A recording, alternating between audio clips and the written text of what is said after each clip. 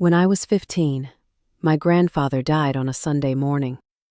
The phone rang at 6:14 a.m., slicing through the soft hum of our house like a blade. My mother answered, and I could hear her voice tremble through the thin walls. I remember sitting up in bed, half asleep, the pale light of dawn brushing against my curtains. Then came the words that would echo for years. He's gone. My grandfather, Thomas Whitaker, had been the quiet backbone of our family, a farmer, a war veteran, and the kind of man who believed in building things with his hands, fences, barns, lives. I adored him. I spent most summers at his farmhouse, running barefoot through fields while he taught me how to drive his old green tractor or whistle loud enough to call his dogs home. He wasn't the kind of man who said, "I love you," but when he handed me a glass of cold lemonade after hours in the sun, it was there. That morning, I ran to the kitchen in my pajamas. My mom sat at the table, both hands pressed to her face. My dad stood beside her, staring at the phone as if it had betrayed him. I remember blurting out, "When's the funeral?" He turned toward me, eyes red, jaw tight. "You're not going," he said. It took a moment for his words to register. I thought maybe he was trying to protect me from grief, from seeing a coffin or hearing the organ play that dreadful hymn. But his voice wasn't soft or hesitant. It was final. "What do you mean?" I whispered. "He's Grandpa. I have to." I said, "No, June." Just like that. Cold. Firm. And that was the end of the discussion. At 15, I didn't understand. I cried. I begged. My mom tried to calm me, saying it was better this way, that funerals were for closure. But closure didn't make sense to me if it meant being locked out of goodbye. That night I stood at my bedroom window, watching my father load a suitcase into the trunk. My mother climbed in beside him, her eyes avoiding mine. The car pulled away in silence, leaving me behind in a house that suddenly felt much too big. That weekend became a wound that never closed. My father refused to talk about it, and every attempt I made was shut down with the same clipped tone. You wouldn't understand. But what he didn't know was that I remembered things, small fragments that never quite fit together. Like the night my grandfather called 2 weeks before he died. My father had answered, and their conversation turned into shouting. I could hear him from the hallway, saying words like, "ungrateful," "don't ever call again," and something about "that will." I didn't know what a will was back then, but I learned later that it meant more than just property. It meant legacy. And apparently whatever Grandpa left behind, my father wanted no part of me having it. Years passed, and I grew up with questions buried like landmines under my skin. My father and I drifted apart. He became quieter, angrier, as if carrying a secret too heavy to set down. I went to college out of state, partly to escape him, partly because I thought distance might soften the ache of never knowing why I was banned from saying goodbye. Then, when I was 29, my mother died suddenly from a stroke, swift and cruel. Sorting through her things brought me back home. My father was still in the same house, older now, more brittle, his once commanding voice reduced to weary mutters. I found him sitting in the living room with a photo of my mother in his hands. When he looked at me, I saw a flash of something I hadn't seen since childhood: guilt. After the funeral, I stayed a few days to help pack up her belongings. One evening, I went up to the attic to sort old boxes. That's when I found it. An envelope tucked beneath a stack of yellowed letters sealed with wax. On the front, in faded handwriting, it read, "For June, when she's ready." My heart pounded. I sat cross-legged on the dusty floor and peeled it open. Inside was a letter. Not from my mother, but from my grandfather. "My dearest June, if you're reading this, I'm gone. But I need you to know the truth before it gets buried with me. Your father and I, we loved each other once. Then something happened that broke us. I tried to make it right, but he wouldn't forgive me. I made mistakes, one especially, the kind that changes a family forever. I wanted you to come to my funeral, but your father forbade it. He wanted to protect you from me, or maybe from the truth. But I believe you deserve to know it. Ask him about 1979. Ask him about the Whitaker farm. And ask him who Rebecca is. Rebecca. I whispered the name out loud. It felt foreign and heavy in my mouth. The year 1979. I wasn't even born yet. My pulse quickened as I reread the letter, each line peeling back another layer of confusion. I folded it carefully and slid it into my pocket. That night, I went downstairs. My father was asleep in his recliner, an unfinished glass of whiskey beside him. His face looked almost peaceful in the dim lamplight. I thought of waking him, of demanding answers right then. But something stopped me. Maybe fear.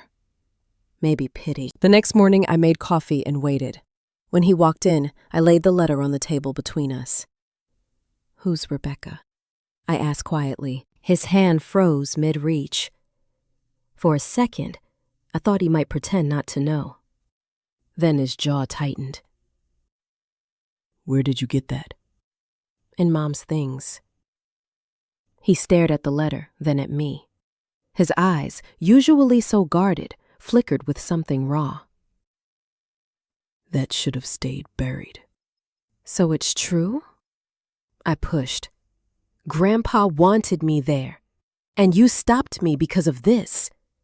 "Rebecca?" He sighed, long and hollow. Then he sat down. "Your grandfather wasn't the man you thought he was." What came next unraveled everything I believed about my family. My father told me that when he was a teenager, his father, my grandfather, had an affair. The woman's name was Rebecca Hayes, a widow who lived down the road. It lasted years. When my grandmother found out, she left for nearly a year, taking my father with her. They came back only after my grandfather swore it was over, but it wasn't. In 1979, Rebecca gave birth to a child, a daughter. My grandfather secretly helped raise her, sending money, visiting when he could. When my grandmother died, my father discovered that half the Whitaker farm had been signed over to Rebecca's daughter. That was the moment he cut his father out of his life completely. "Everything that man built, he gave away," my father said bitterly. "And I wasn't going to let him poison you, too." I sat in silence, trying to make sense of it. "But what did that have to do with me? Why couldn't I say goodbye?" "Because he wanted to meet you one last time," he said, "and I couldn't let that happen." "He would have told you things about the inheritance, about her, that would have torn you apart." His voice broke on the last word.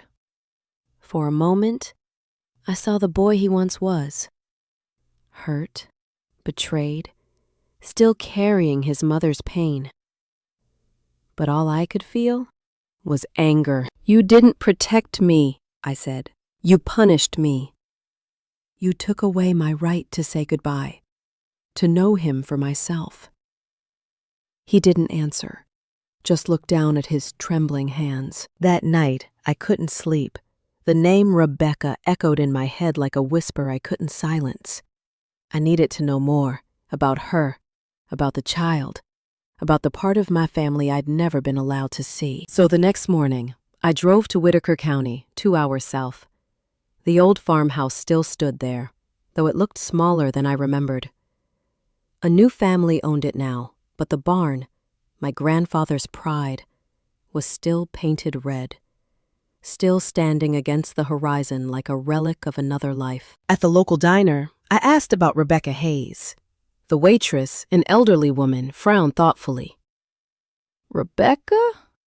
Oh, honey, she passed years ago.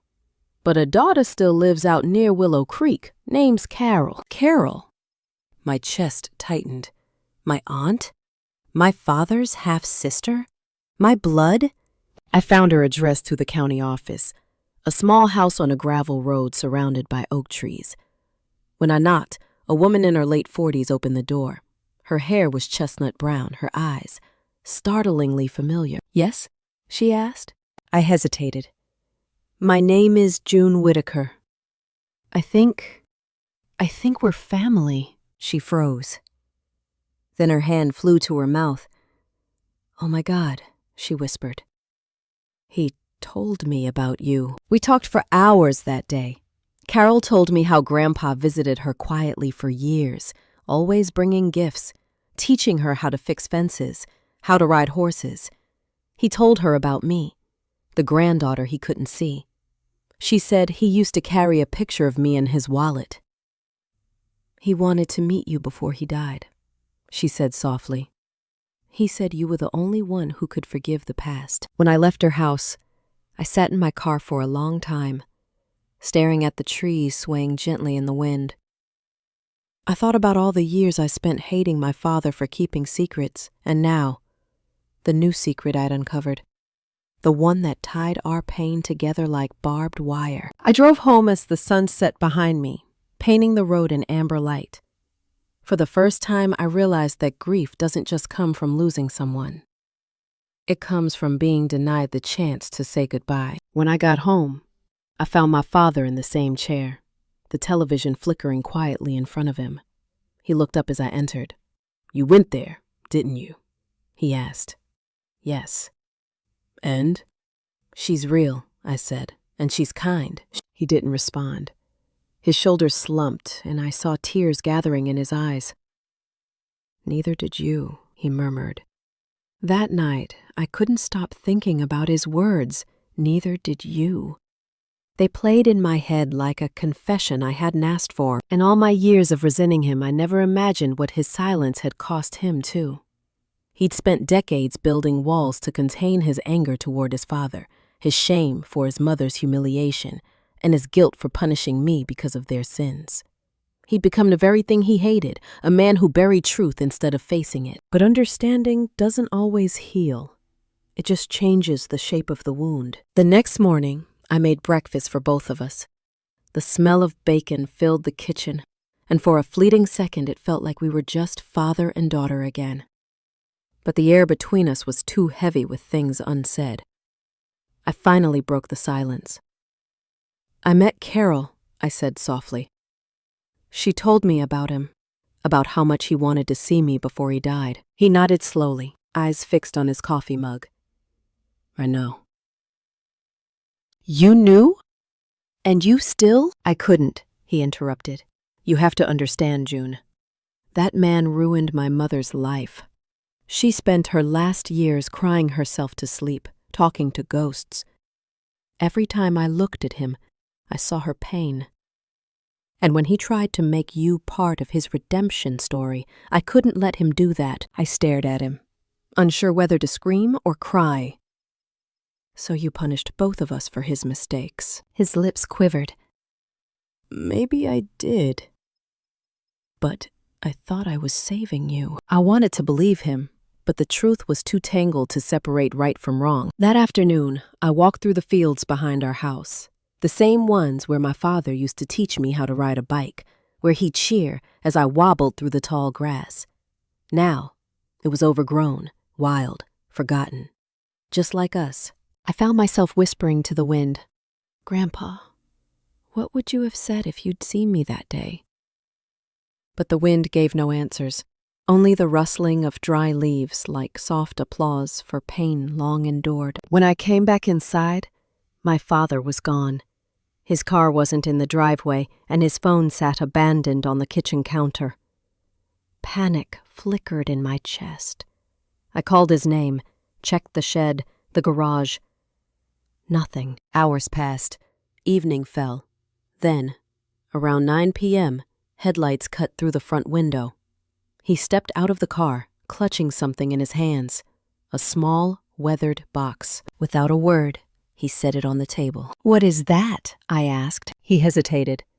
"Something I should have given you a long time ago." He opened it.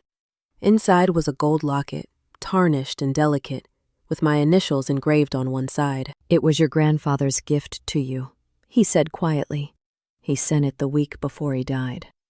I never gave it to you because I didn't want you asking questions." I reached out and traced the faint engraving with my fingers.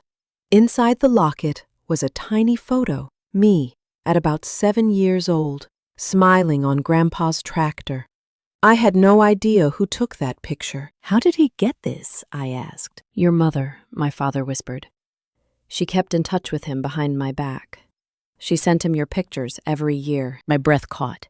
Mom knew? "She never stopped caring for him," he said, "even after everything.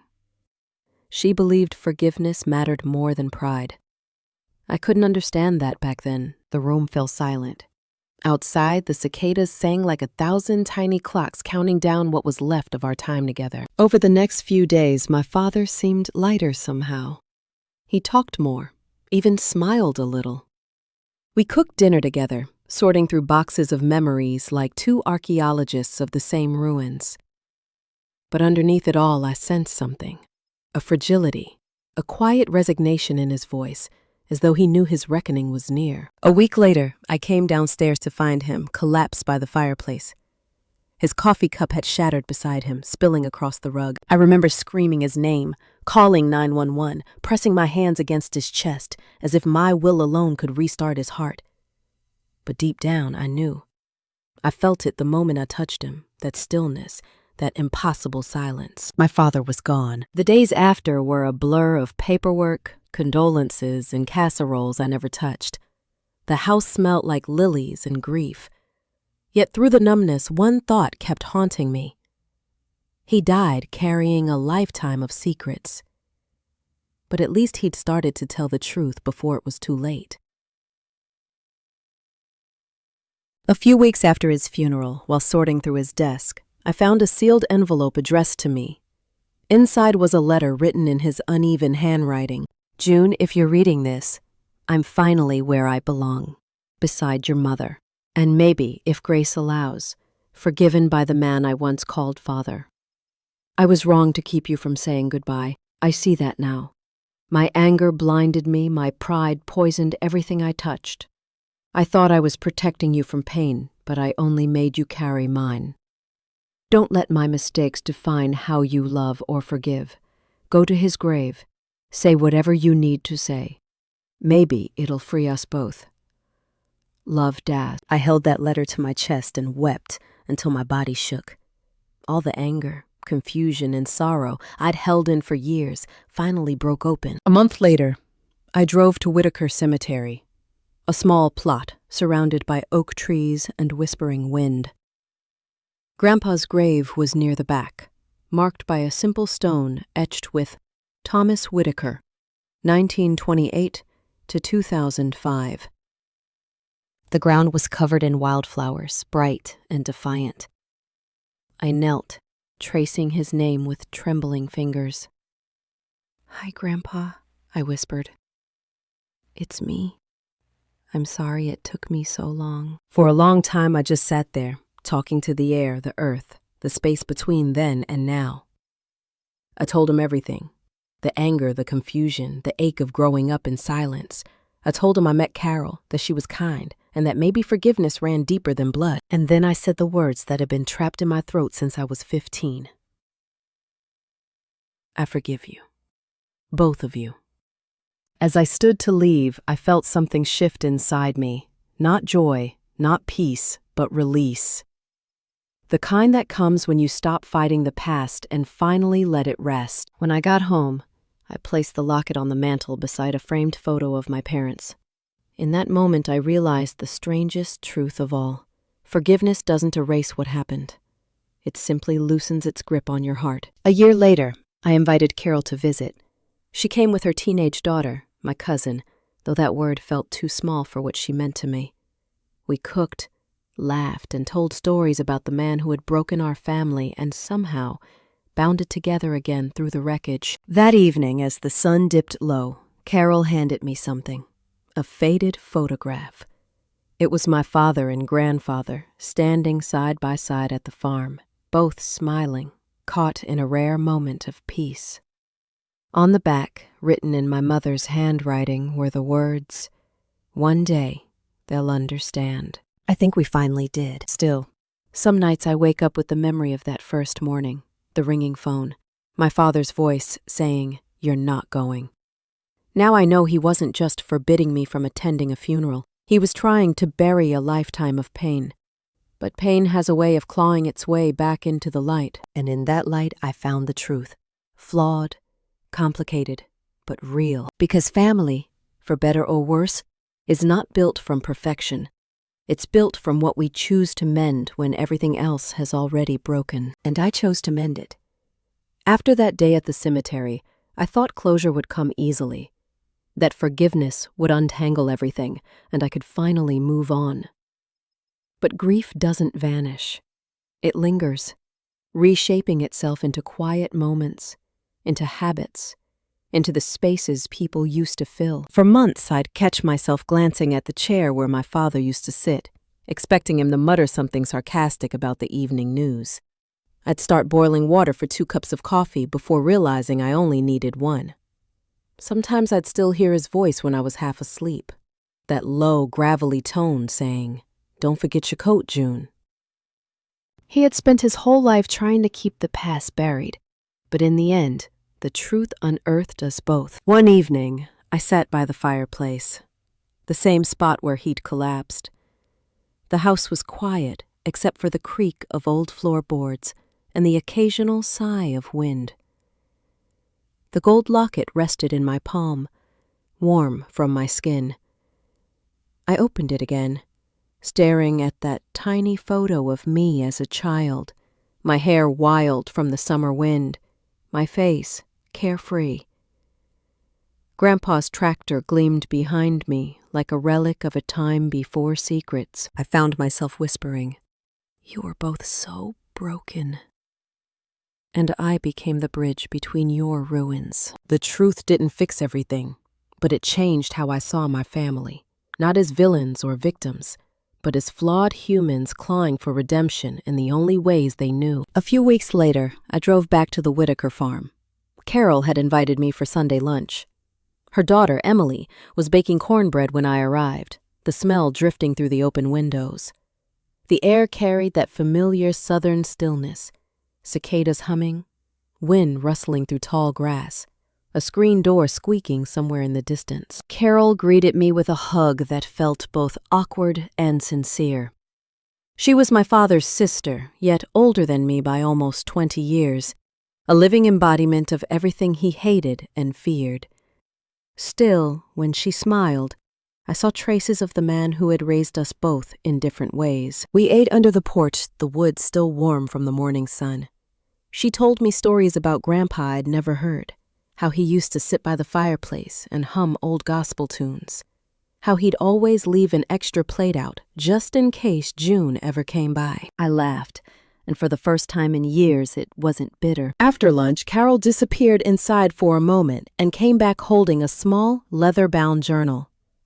"He wanted you to have this," she said softly. "He kept it hidden in the barn. I think he meant to give it to you himself." The cover was cracked, the pages yellowed. Inside, I found sketches of the farm, notes about the harvest, and pages filled with thoughts written in shaky handwriting. My grandfather's confessions, prayers, regrets. I wish I could explain to June that love makes fools of us all, that my sins weren't born of lust, but of loneliness. I wanted to feel alive again after losing my wife's heart, but I ended up losing everything instead. I read those words over and over until they blurred. He hadn't tried to justify what he'd done, he simply admitted it. And then one line stopped me cold. "If she ever finds this, tell her she was the only light that made me believe God hadn't given up on me." Tears spilled freely down my face. I closed the journal and held it to my chest, feeling the weight of generations, of choices, mistakes, and the quiet hope that somehow love could still grow in the cracks of what was broken. Carol placed a hand on my shoulder. "He wasn't perfect," she said softly, "but he never stopped loving you." That evening, before I left, I walked out to the edge of the fields. The air smelled like hay and nostalgia. The barn door creaked open easily, revealing beams of golden light cutting through the dust. I stood there, surrounded by echoes of his life, Tools hung neatly on walls, a tattered coat still draped over a nail, and a faded calendar frozen on the month he died. It felt like stepping inside a memory too sacred to touch. I closed my eyes and whispered, "I forgive you." This time, it wasn't just for him. It was for all of them. For my father, for my mother, for the silences that had shaped me. As I turned to leave, something caught my eye.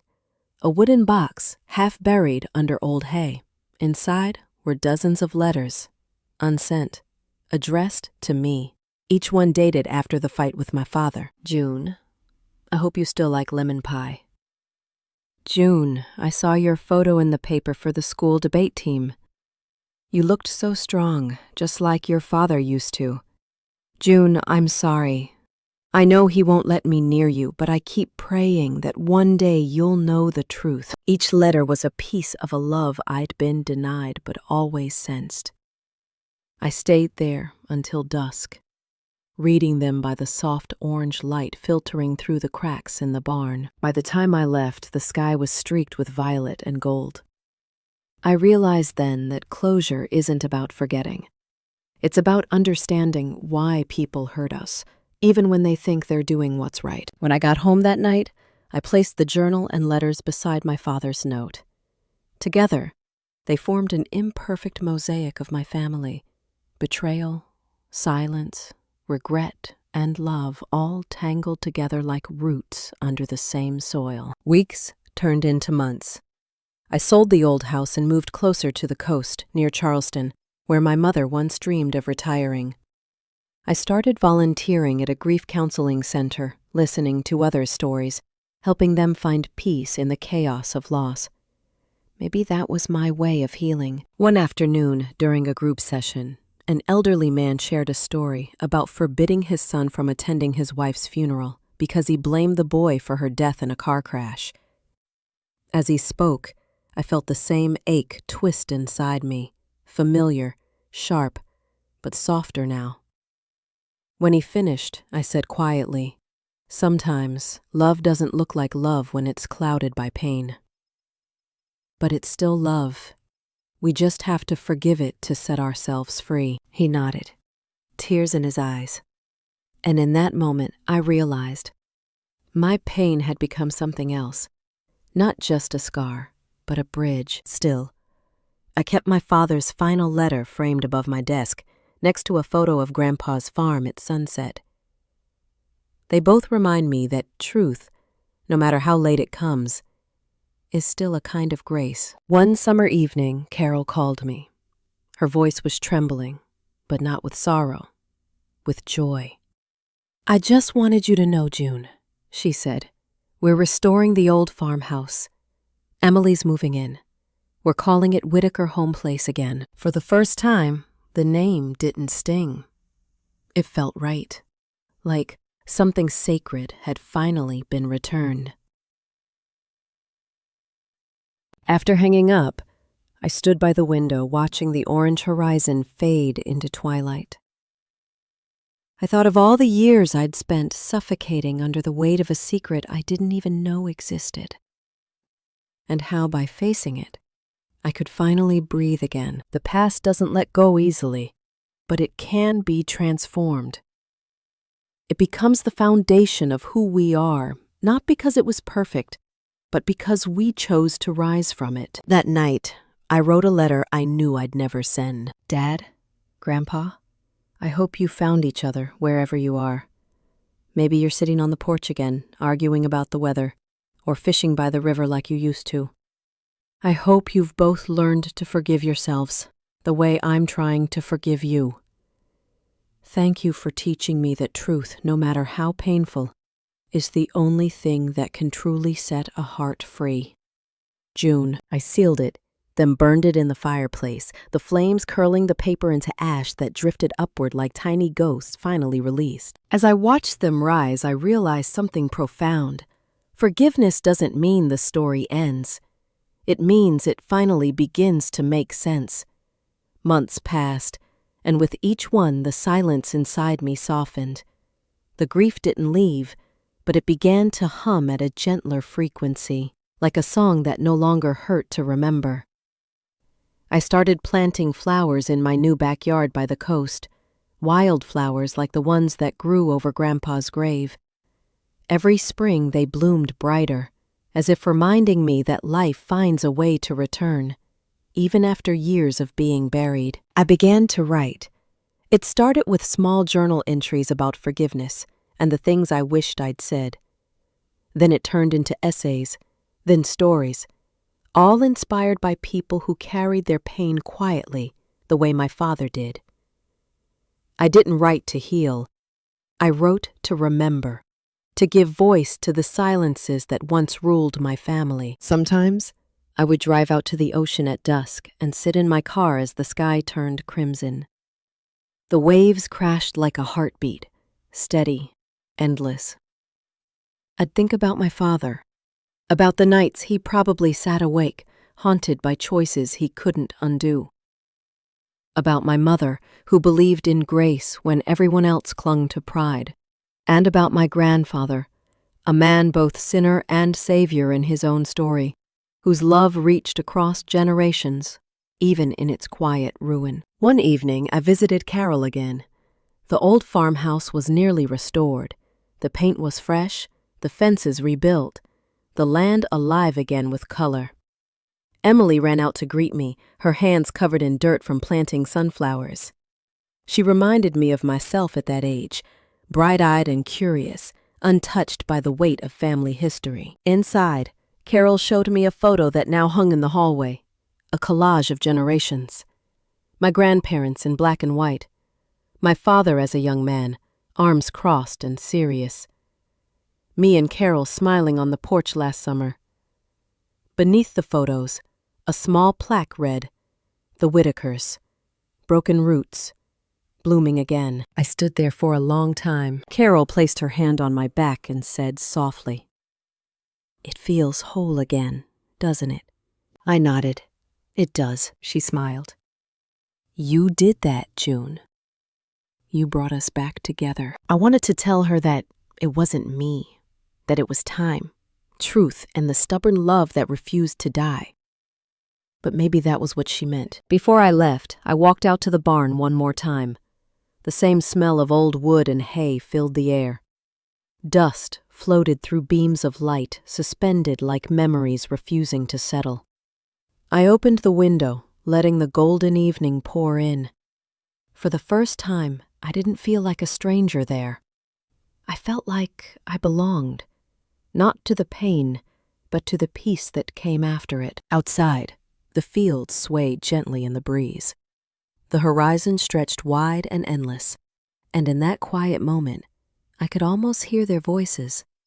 My father's deep and steady, my mother's soft and kind, my grandfather's gravelly but warm, not arguing, not explaining, just there, together. I whispered, "It's okay now." And for the first time in my life, I believed it. When I drove away, I didn't look back. The farmhouse grew smaller in my rearview mirror until it disappeared into the golden blur of the countryside. But in my heart, it stayed. No longer a place of pain, but of redemption. Back home, I hung the locket above my writing desk. It caught the sunlight every morning, glowing faintly, like a quiet reminder that truth, once faced, doesn't destroy. It liberates. Over time, people began reaching out to me after reading the stories I shared. Strangers wrote messages saying things like, "Your words helped me forgive my mother," or, "I never thought I could visit my father's grave until now." Every message felt like a thread connecting broken hearts across invisible distances. And I realized something beautiful. Even the most painful legacies can become lanterns for others once we stop hiding them. One letter came from a woman in Texas who wrote, "I kept my son from his grandfather's funeral too. I thought I was protecting him. Now I see I was only protecting myself." I sat there, staring at her words for a long time, tears in my eyes.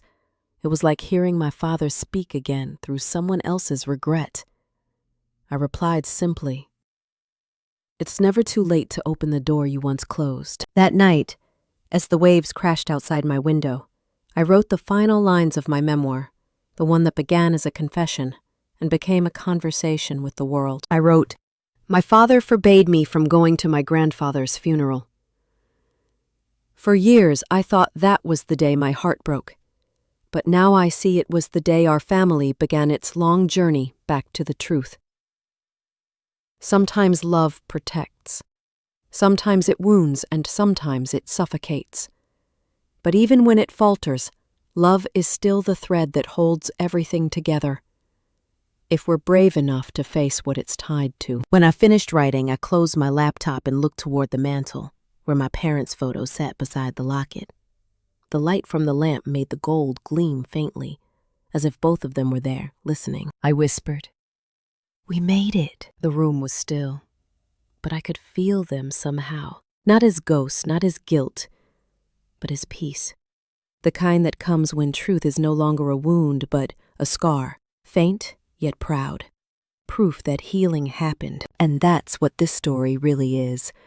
Not a tragedy, not even revenge or retribution, but a quiet redemption born out of decades of silence. Sometimes, the most powerful revenge is simply living without bitterness. Sometimes, the deepest form of justice is to love anyway. And sometimes, the most profound act of strength is forgiving people who never learned how to love right. That's what I did. That's what I'll keep doing. Because the past will always whisper, but now I can finally whisper back with peace. If my story touched you, take a moment to share it. Tell someone you've forgiven them, or maybe forgive yourself. Leave a comment below. I'd love to hear your story too. And if you believe in the kind of healing that takes time, truth, and a little grace, stay with me for the next one.